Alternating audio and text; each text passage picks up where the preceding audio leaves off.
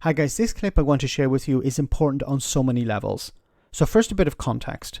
The Law and Justice Party took power in Poland in August 2015, a Eurosceptic, conservative, Christian right party.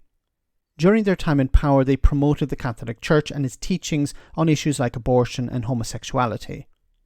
This meant that anyone outside that was ignored at best or demonized at worst. Now, because the governing party gets to appoint cabinet ministers responsible for the media, Polish TV from 2015 to 2023 had a very negative view of, for example, LGBT people. This was a top-down approach and resulted in individual journalists expressing similar sentiment. That all changed with Donald Tusk taking over as Prime Minister following a victory for his Civil Platform Party last December, and members of the media wished to apologise. Have a listen to this. Wojciech Szelong, dobry wieczór, witam Państwa ponownie. Moi goście to dziś, o tej porze, Maja Heban, aktywistka LGBT+, i Bart Staszewski, aktywista LGBT+. Dobry wieczór. Dobry wieczór.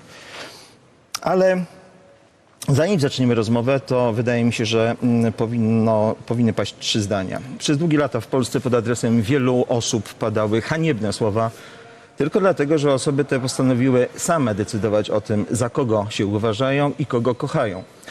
Osoby LGBT+ to nie ideologia, a ludzie. Konkretne imiona, twarze, bliscy i przyjaciele. Wszystkie te osoby powinny dziś usłyszeć słowo przepraszam właśnie z tego miejsca. Wow. You know, it takes a lot for a journalist to come out and apologize, but it shows here, once again, the power that the government have over the media. And we saw it, for example, in the United Kingdom when it comes to Brexit.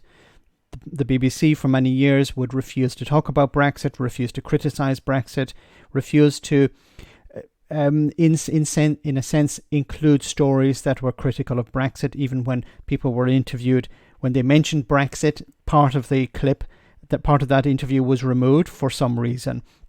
And we saw it also with the Tories, where the Tories are held to a different standard. There was a wonderful clip recently where a member of the Labour Party was interviewed. I think it was Yvette Cooper.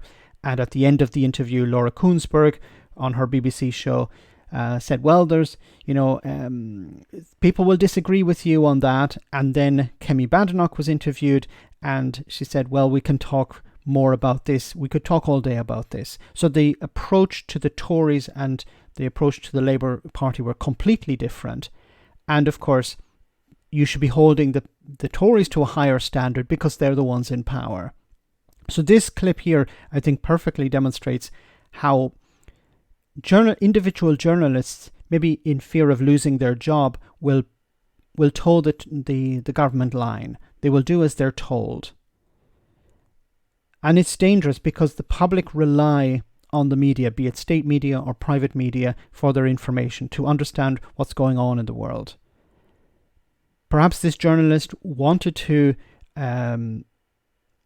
approach this topic in a more humane way, but he realized that if he did, when the previous government were in charge, he would lose his job or he would be punished in some way. So it's very courageous of him to come out and say this. He probably didn't have to. He could just have went along with the interview and showed these people respect, but he decided, I want to apologize.